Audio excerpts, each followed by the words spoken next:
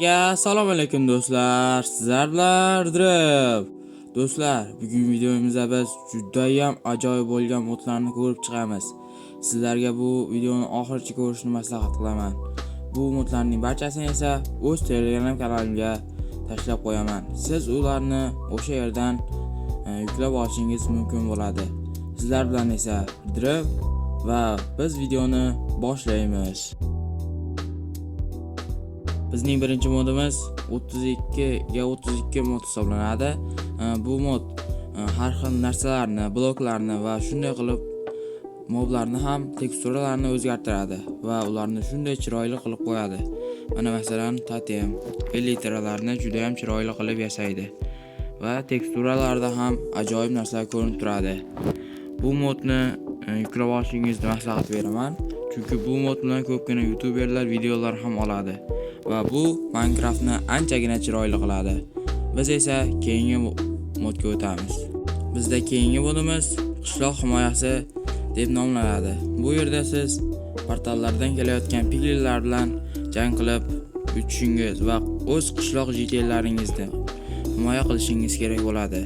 Agarda ularning barchasi halok bo'lsa, siz yutqazgan hisoblanasiz. Sizga har tur mana shunday mahluqlar hujum qiladi. Sizlar esa ular bilan jang qilib, mana shu devordan o'tkazmashingiz kerak bo'ladi. Bo'lmasam, sizlarning jitellaringizni yo'q qilishlari mumkin.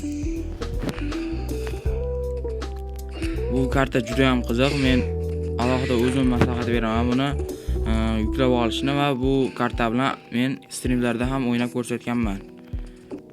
Qiziqligini o'zingiz sinab ko'rishingiz mumkin. Biz esa keyingi modga o'tamiz.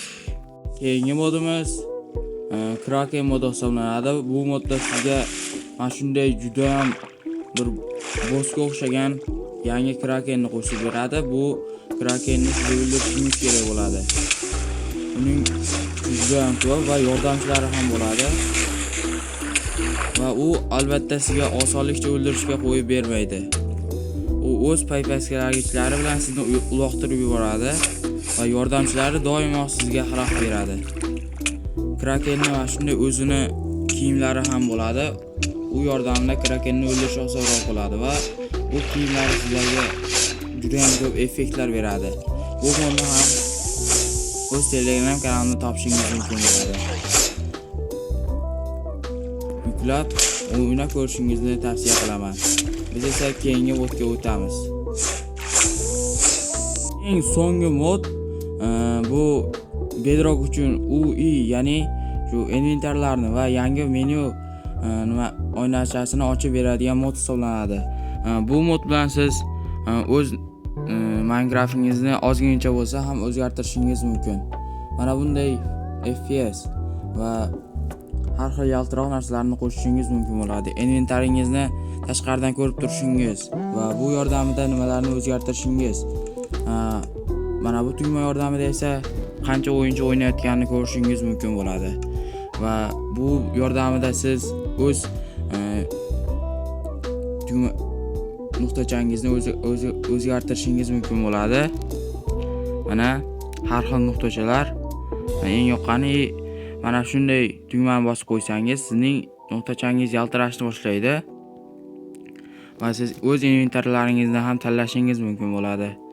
Hattoki Night Vision, ya'ni tunda ko'radigan qilishingiz ham mumkin, lekin buni faqat kutubxonada qilish mumkin, chunki agarda siz yorug'roq joyda qilsangiz, ekran ko'rinmay qolishi mumkin.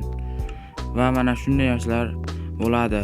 Boshqa hech nima yo'q. Bu yerda esa nastroyka qilishingiz mumkin. Nimalar yo'q bo'lishi, xullas shunday narsalar.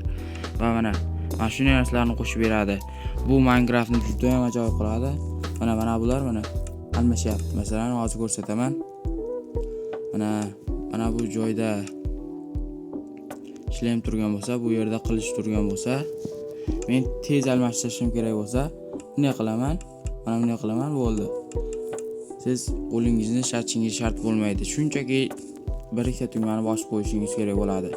Va shu bilan bizda modlarimiz ham tugab qoldi. Mana videomiz ham tugab qoldi. Agarda modlar yoqqan bo'lsa, albatta like bosing va agarda video yoqqan bo'lsa, kanalga obuna bo'ling.